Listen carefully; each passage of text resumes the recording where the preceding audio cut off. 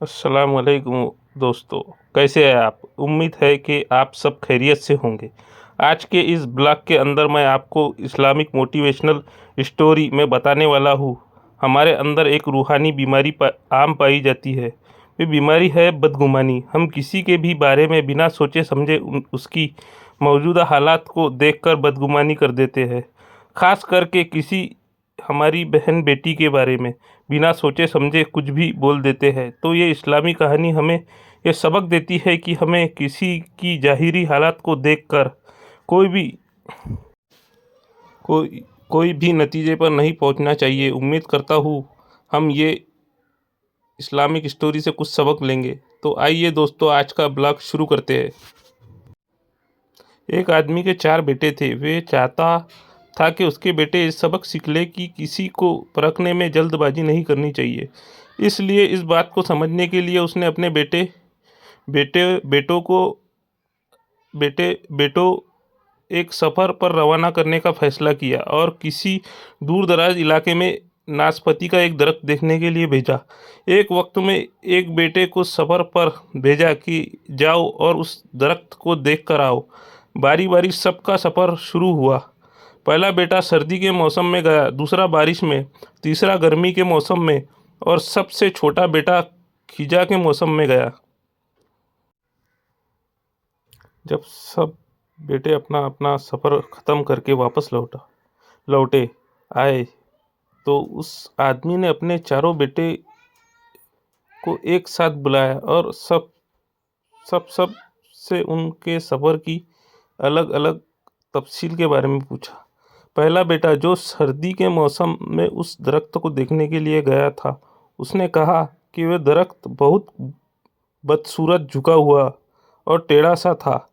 दूसरा बेटे ने कहा, नहीं, वो दरख्त तो बहुत हरा भरा था, बड़े बड़े बड़े पत्तों से भरा हुआ था। तीसरे बेटे ने इन दोनों से इख्तिलाफ किया, वे दरख्त तो फूलों से भरा हुआ था और उसकी महक दूर तक आ रही थी, और ये कि उससे हसीन मंजर इससे पहले उसने कभी नहीं देखा था। अब सबसे छोटे बेटे ने अपने सबसे बड़े भाइयों से इख्तिलाफ करते हुए कहा कि वे नाशपाती का दरख्त तो फल से लदा हुआ था और उस फल के बोझ से दरख्त जमीन से लगा दूर से भरपूर नजर आ रहा था। ये सब सुनने के बाद उस आदमी ने मशकुरा कर अपने चारों बेटों की तरफ देखा और कहा, तुम चारों में से कोई भी गलत नहीं कह रहा है, सब अपनी अपनी जगह सही है।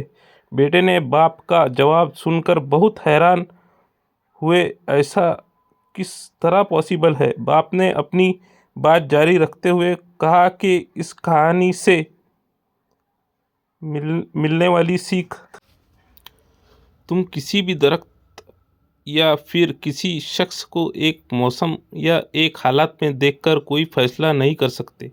किसी भी इंसान को जानने के लिए थोड़ा वक्त लेना ज़रूरी होता है। इंसान कभी किसी हालत में होता है तो कभी किसी और हालात में। अगर दरख्त को तुमने सर्दी के मौसम में बेरौनक देखा तो इसका मतलब ये नहीं कि इस पर कभी फल नहीं आएगा। इसी तरह किसी शख्स को तुम लोग गुस्से की हालत में या किसी गुनाह के कामों में देख रहे हो तो इसका मतलब ये हरगिज़ नहीं कि वह बुरा ही होगा। कभी भी जल्दबाजी में कोई फैसला ना करे। जब तक अच्छी तरह किसी को जांच ना लो, किसी को समझा या परखा जा सकता है जब ये तमाम मौसम गुजर जाएंगे।